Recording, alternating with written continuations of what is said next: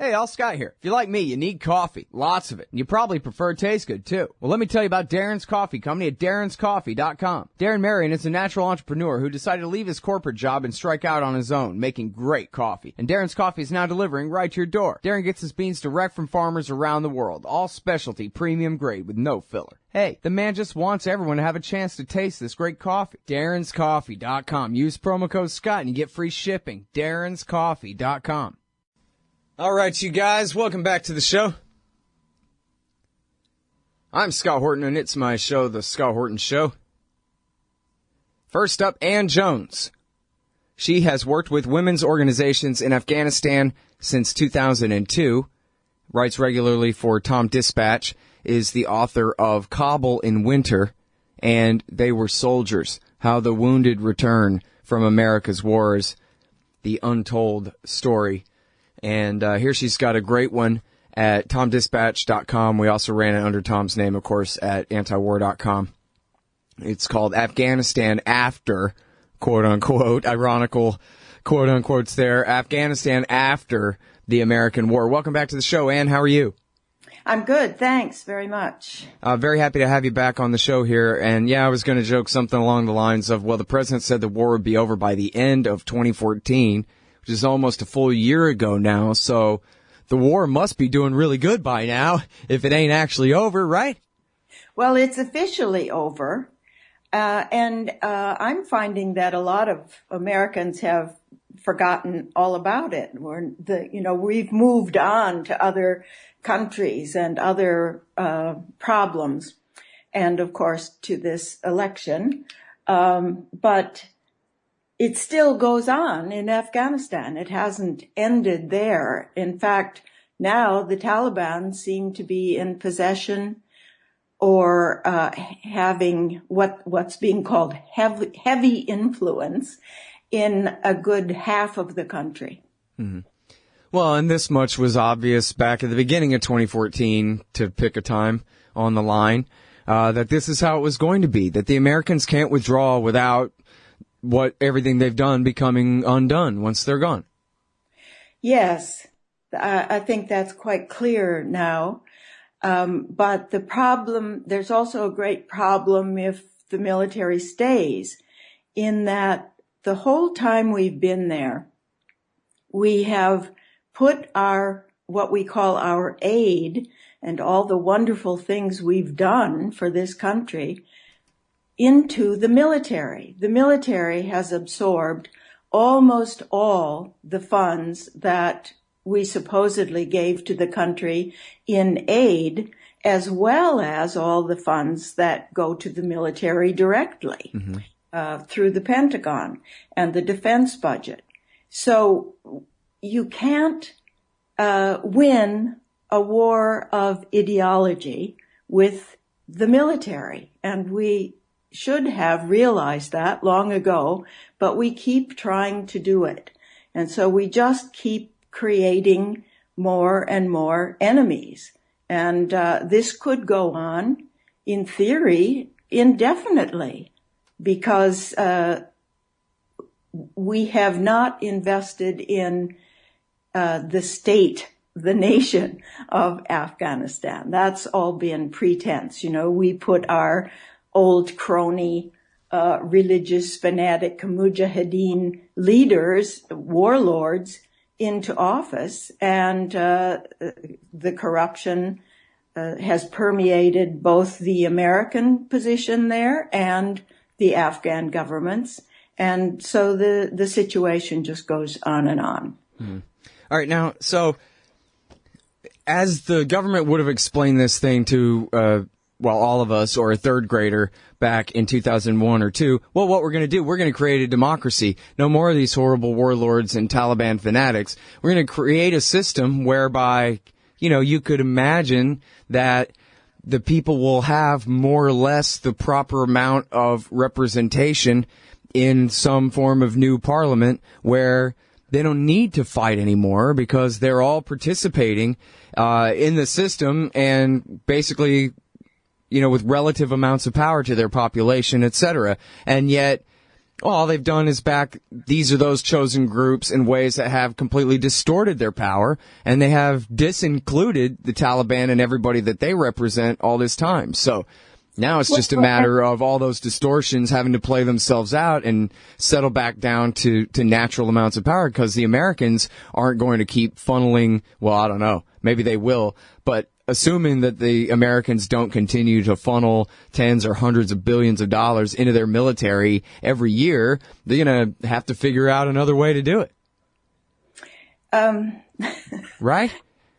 I mean, this is pretty complicated. Remember that the democracy that we supposedly established there, we picked the leaders and then told the Afghans to vote for them. Right. And most of the people we made them vote for in these elections were people that the Afghans themselves thought should preferably be tried as war criminals, or failing that, since that seemed a remote possibility, they should be excluded from holding office in Afghanistan again.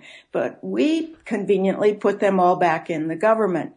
And the Afghans do go out and vote, but the elections have become increasingly corrupt, increasingly full of fraud, and then the international community has sort of signed off on that, as though, well, this is good enough for Afghans. Right. So the population, which really was trying to believe in that democracy and work towards rebuilding their country, has become completely disillusioned over the years. And now this recent capture of Kunduz, the city of Kunduz, by the Taliban is kind of the last straw, and the younger generation is now leaving Afghanistan in droves. Mm-hmm.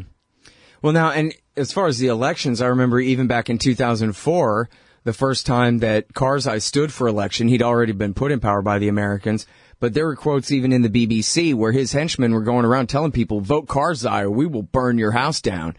And the whole thing was, they were basically terrorized into doing it. Entire villages basically rounded up and forced at gunpoint to vote for him. So that's how it's always been, is picking and choosing. Although, I kind of wonder about that. Well, let me put it this way. Hypothetically, could they have done it better, or this is the best the American empire can do when it comes to nation building on the other side of the planet Earth here? Well, let me go back to your previous question about can we keep throwing money at this place? Because that, in a way, answers this question as well. Tom Engelhardt has a great piece on Tom Dispatch today about the scam of the way America makes war. Because most of this money that has been supposedly thrown at Afghanistan, or a great part of it, has really stayed right here in the United States in the pockets of the already rich. There are, all the arms manufacturers and the military contractors, the private contractors who are called in to support the military and to build roads and do all sorts of construction. They're all making out like bandits.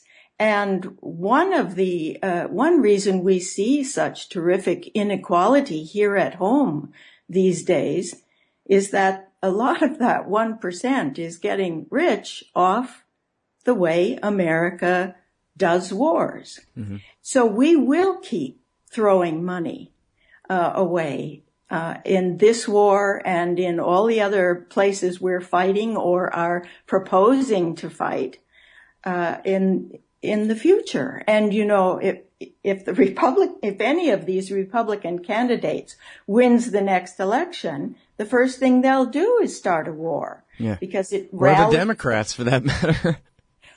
Well, I hope the Democrats have learned a little something. Yeah. And especially, Well, I'm sorry, Ann, hold it right there. We got to take this break. Okay. And then when we get back, we'll talk about that. But yeah, it's certainly right what you say. Whenever I hear people say Afghanistan is the most corrupt country in the world, I say, more corrupt than America? Yeah, right. Anyway, hold it right there. It's Ann Jones from TomDispatch.com, y'all. Superior blends of premium coffee. Roasted fresh in Zionsville, Indiana. Darren's Coffee satisfies the casual and the connoisseur. Scott Horton Show listeners, visit darrenscoffee.com and use the coupon code SCOTT at checkout for free shipping. darrenscoffee.com. Because everyone deserves to drink great coffee. Hey, all, Scott here. The thing is, I need you guys to help me to get these download numbers up. So do me a favor and sign up for the podcast feeds of this show. You can choose the whole show or just the interviews at iTunes and Stitcher. All the buttons you need are at the top of the right margin at scotthorton.org. The more subscribers I have, the more iTunes and Stitcher will help promote the show to new listeners. If you're a hardcore fan, brand new or from way back, please leave them customer ratings and reviews, too. Trying to get these wars ended. All right, y'all, welcome back. I'm Scott Horton. It's my show, The Scott Horton Show. I'm talking with Ann Jones about the never-ending war in Afghanistan. 14 years of failure and counting. Obama, of course, announced after the Taliban took Kunduz for a while anyway, back in October, that the 10,000 troops that are there are staying. Like we didn't know that back when he signed a deal with Karzai to stay till 2024 back in 2012. But so here we are on our way to 2024 and talking about, well, speaking of Kunduz, you write in your article movingly about your friends who were there and, you know, what happened to some of them and what life is looking like in the seemingly near again Taliban future there. Well, for most of this time of war in Afghanistan, women have not been able to work very well in outlying cities. Most of the women's movement has taken place in the capital. But in recent years, the organization Women for Afghan Women, which opened women's shelters in Kabul, has been able to go to work in the provinces. And they had a shelter, and they also run family centers where people who have family problems can mediate and stop some of the intense domestic violence that goes on. And they had a whole staff working in Kunduz, as they have in several different provinces in Afghanistan now. And this was a great triumph for the work of women. They'd been at it for a decade or more, trying to achieve this, and they had done it. And they were the ones targeted by the Taliban who came into the city. The Taliban supposedly went around with a list looking for the women they had picked out to be exterminated, to be executed, because they were providing help to women. Most of them were able to flee the city. It's the one time a burqa comes in handy. They managed to get out of the city, and several of them made it to the capital. And then they got calls on their cell phones in the capital. So they're not safe even there.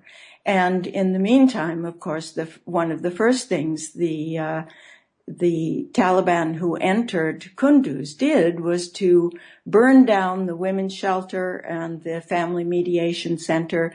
They burned or otherwise destroyed 3 radio stations that had been established by women to broadcast into the homes of women who were still not free to leave their homes. So the women were the chief targets from the get-go, and it would be suicide for them to try to go back to work in those provinces.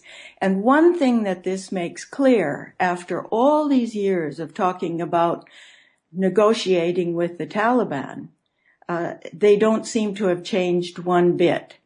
And of course, we had another incident. The news of this is just coming in today, of a Hazara family in another part of the country that was beheaded two men, two women, and a 9-year-old girl beheaded.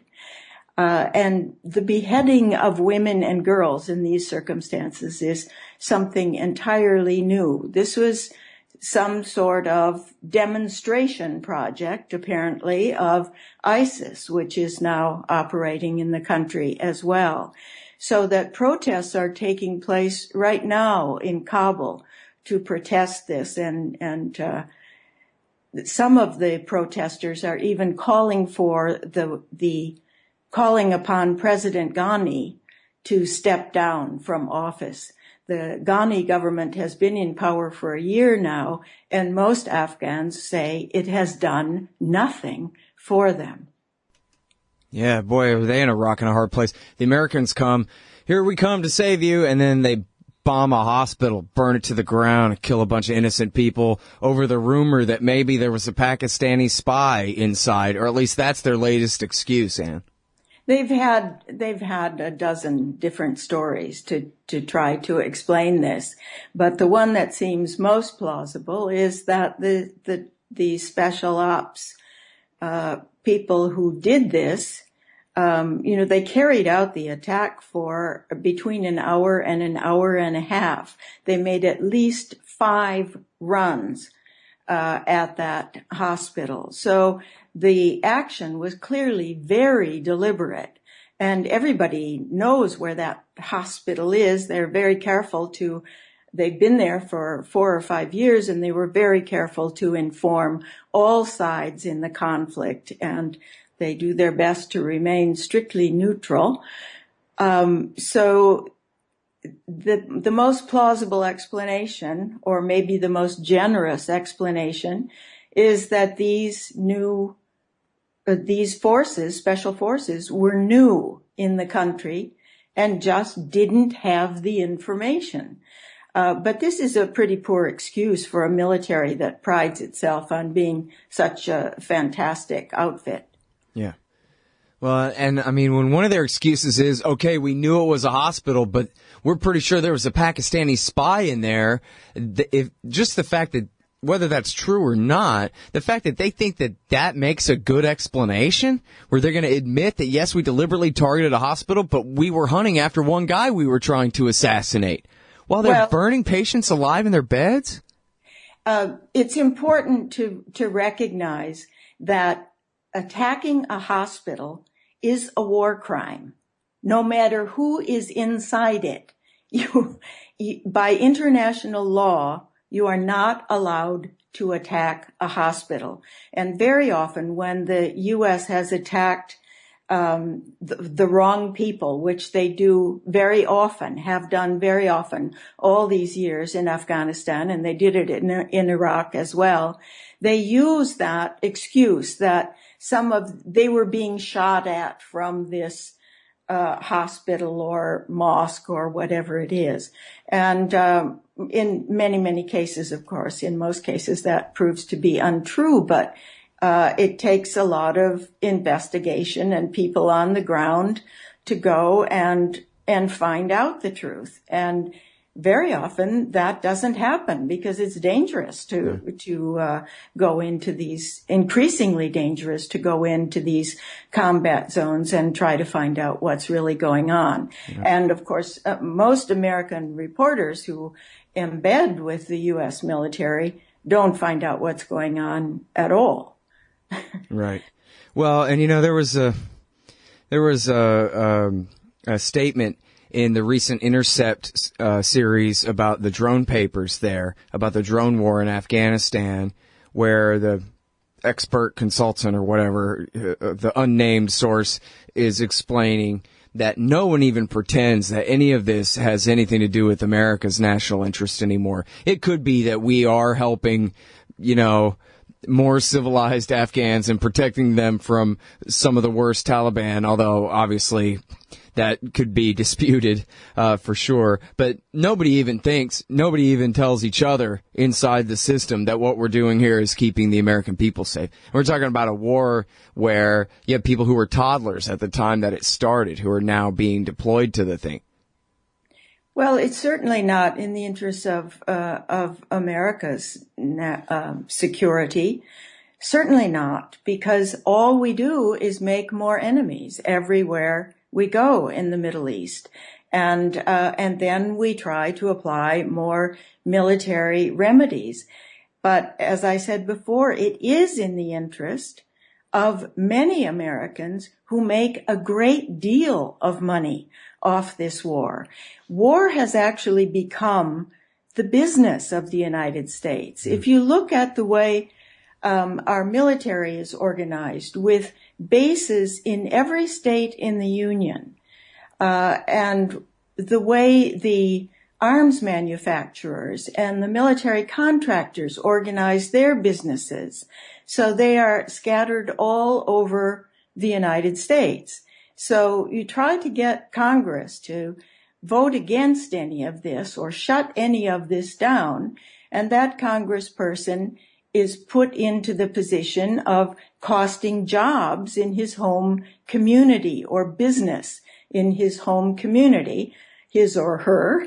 And in addition to that, he or she has probably received very handsome campaign contributions from the company or in other 1% donors who are making profits on these schemes. So the whole country, in a way, is hostage now to these military excursions that America is making all over the world, with more than 1,000 bases all over the world. I don't know how you turn that around, but we have to wake up to it anyway, instead of all this, rah-rah for our military. And we just passed Veterans Day, singing the praises of our great heroes. And I get email from soldiers who consider that a disgrace, that we civilians make these people who have already been conned into going into the military and fighting in these wars, and then we make them put on their uniforms again and line up on Veterans Day so we can say thank you.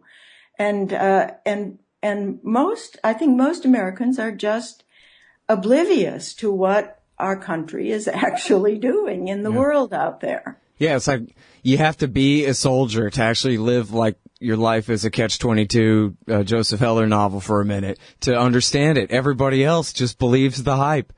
It says during the football game, rah, rah, and valor and glory. Someone's crying to me the other day. Somebody said I stole my valor, but I didn't steal it. It's mine because I was in the National Guard or whatever. Psh, what are we even talking about here? What's valorous about any of this? Nothing.